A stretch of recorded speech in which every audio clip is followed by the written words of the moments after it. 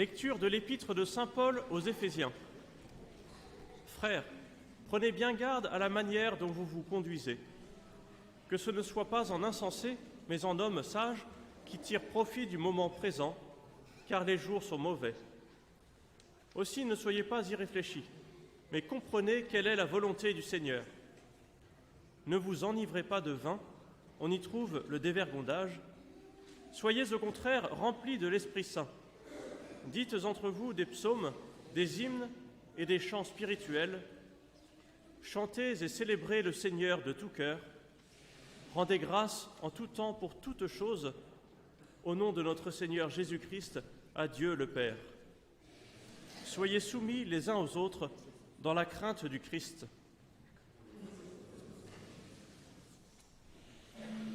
Dominus vobiscum, et dulce Secund Sancti Evangelii, secundum Ioannem.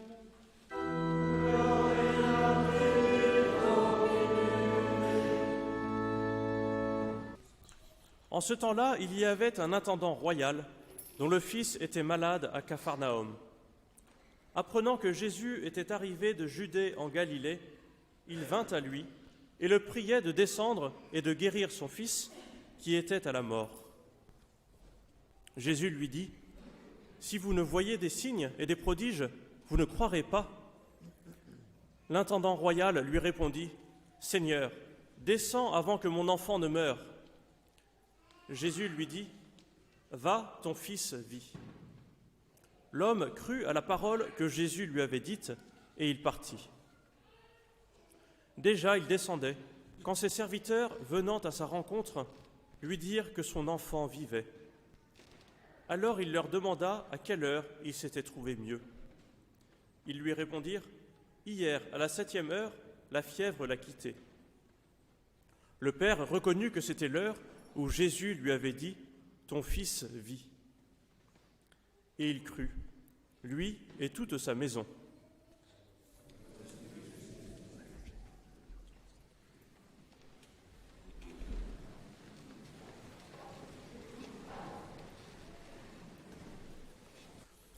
Au nom du Père et du Fils et du Saint-Esprit, ainsi soit-il. Tirez profit du moment présent, nous dit saint Paul, car les jours sont mauvais. Ce qui était vrai du temps de saint Paul l'est encore aujourd'hui. Et l'actualité récente ne nous montre pas autre chose. Que l'on songe aux guerres, à l'insécurité, à l'économie, aux idéologies, notre monde va mal. L'Église souffre, elle aussi. Elle souffre des assauts du diable, du diviseur. Et face à tout cela, saint Paul nous enjoint de garder la tête froide et nous enjoint à vivre le moment présent, le kairos en grec. Ce n'est pas un moment quelconque dans la succession chronologique du temps, dans la succession des événements. Ce kairos, c'est un moment d'une qualité particulière. Et c'est le jour du Seigneur, c'est l'heure de la grâce de Dieu. C'est ce moment qui est advenu depuis la résurrection, depuis l'ascension et la Pentecôte. Et nous sommes plongés dans ce moment, dans ce kairos, depuis notre baptême. Et c'est le moment opportun, c'est le moment dans lequel le Seigneur nous attend. Il ne nous attend pas hier, il ne nous attend pas demain, mais bien aujourd'hui. Et c'est aujourd'hui, dans ma situation présente, qu'il m'est demandé d'aimer. Comme le dit si bien sainte Thérèse de Lisieux, « Ô mon Dieu, pour t'aimer sur la terre, je n'ai rien qu'aujourd'hui. » Alors, comment tirer profit du moment présent ? Saint Paul nous indique 2 moyens. Il nous invite à vivre dans la sagesse de Dieu et à rendre grâce. Vivre dans la sagesse de Dieu.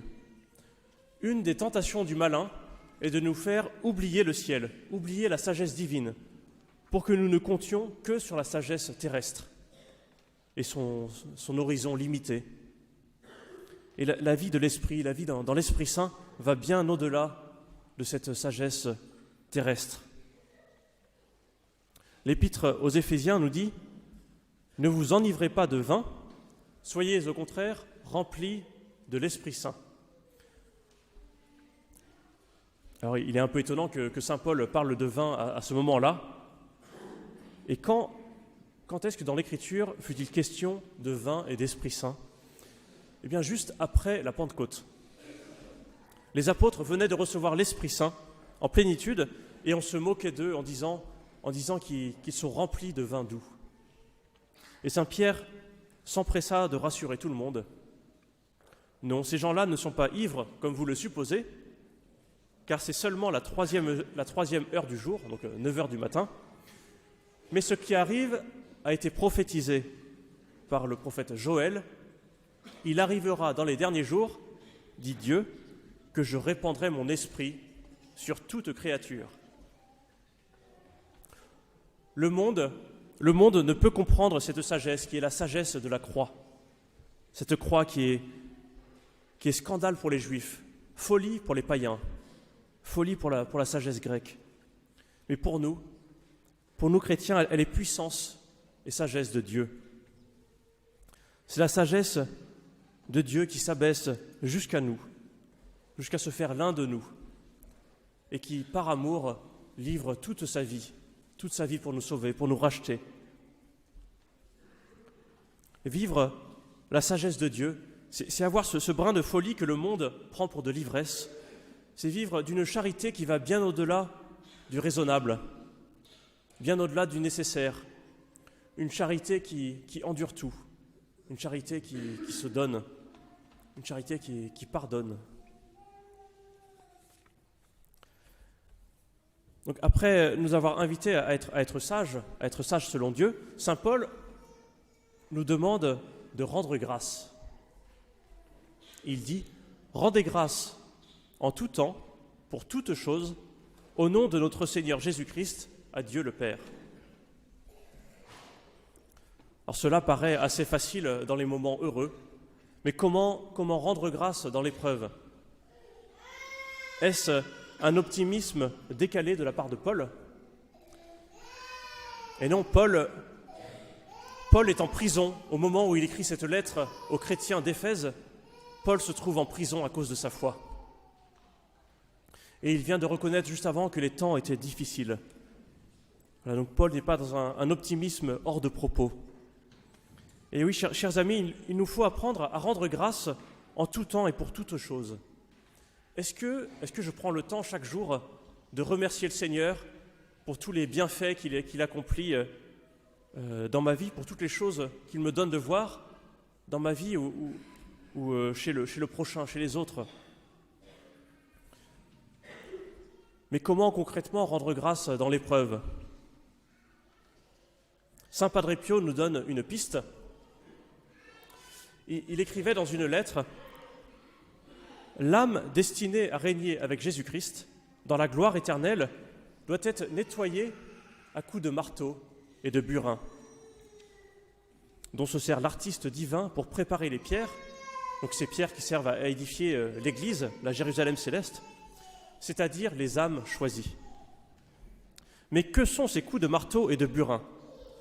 Ma sœur, écrit-il, ce sont les ombres, les craintes, les tentations, les afflictions de l'esprit et les troubles spirituels, avec un parfum de désolation et aussi le malaise physique.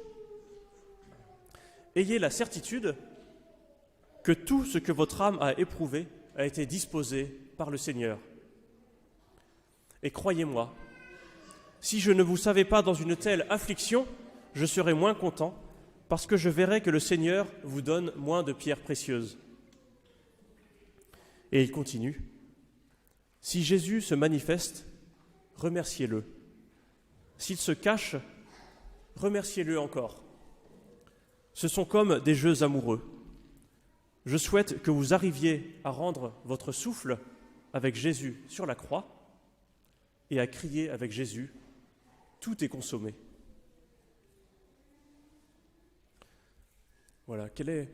Chers amis, quel est le lieu par excellence où nous sommes appelés à rendre grâce dans la joie comme dans la difficulté?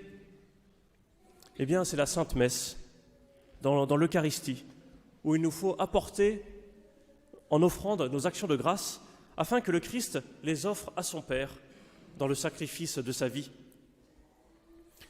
Ces offrandes d'action de grâce, manifestées matériellement par le pain et le vin, Jésus les fait devenir la nourriture de la vie éternelle. Voilà, vivre de la sagesse de Dieu et rendre grâce. Voici deux moyens que nous propose l'Écriture aujourd'hui pour vivre le temps présent malgré les difficultés. Notre manière de les vivre peut vraiment transformer notre vie et peut aussi toucher notre prochain. Tel le fonctionnaire royal dans l'Évangile, « Va, ton fils vit », l'homme crut à la parole que Jésus lui avait dite et il partit. Et puis la fin du récit nous dit « Il crut, lui et toute sa maison ». Au nom du Père et du Fils et du Saint-Esprit, ainsi soit-il.